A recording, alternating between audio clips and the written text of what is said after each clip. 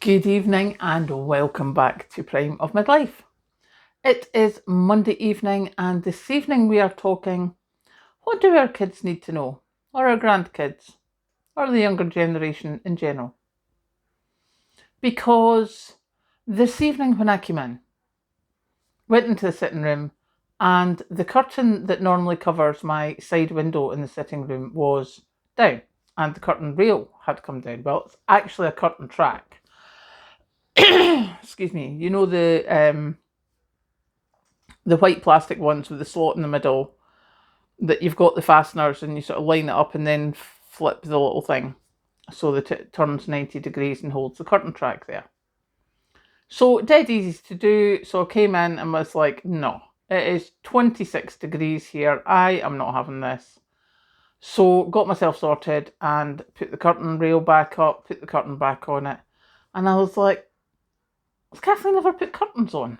Does she know how to work curtain hooks? Does she know how to work a curtain track? Or would she just buy the ones with the eyelets at the top so that a curtain pole would do? Don't know. Now, originally, years and years and years ago,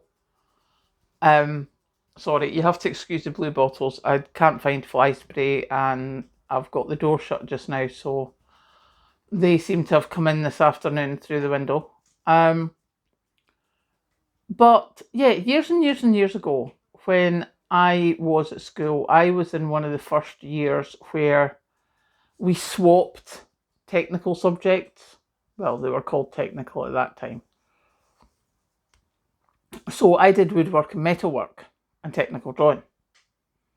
And the boys did domestic science. They did the knitting and sewing, well, fabric and fashion, I think it was called at that time, and the cooking. So we swapped, we'd like 6 months in each.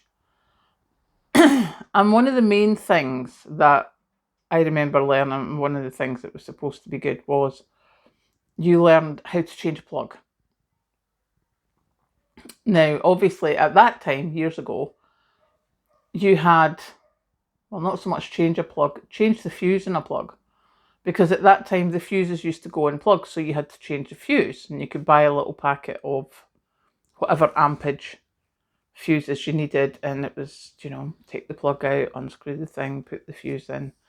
I mean, actually, I learned how to do the really old school house ones at my grandfather's house, the ones where you have the big black section with the wire that went round it, with different thickness for different power levels. So yeah, that was one of the first things we learned. And it's not something that the kids need anymore, because plugs don't need the fuses changed nowadays. So that got me to thinking, what have I taught Kathleen? What do we want the kids to know now? Obviously, we don't need them to know anything about computers because they get taught that themselves. But things like hanging curtains might be useful. Excuse me, I don't know what's happened to my throat today. Yeah, hanging curtains might be useful. Changing a wheel on a car so that you can put the spare wheel on.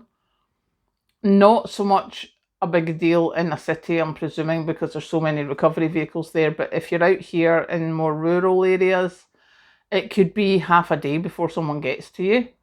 So you really want to know how to change a tyre, not a tyre, how to change a wheel, where to put the jack, how to check your screen wash, how to check your oil, how to check your water, or coolant as it's now called.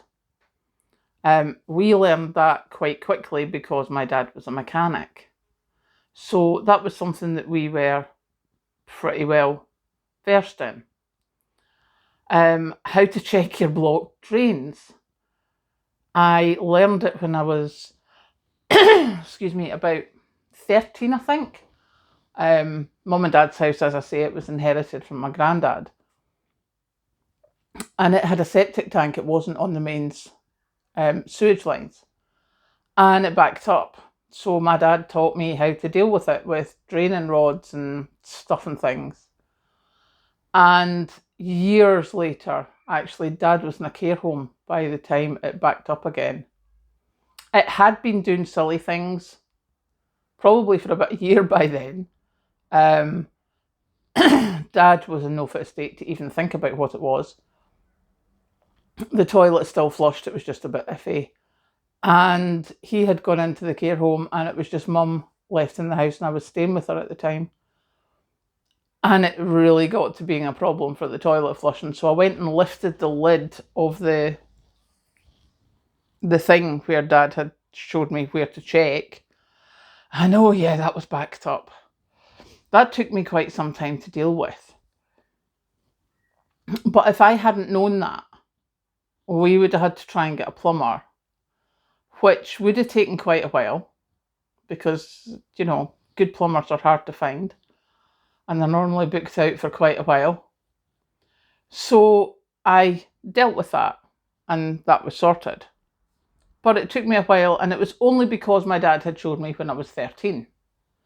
You know, by this time I was probably, well, it's definitely in my 50s before I had to do that again.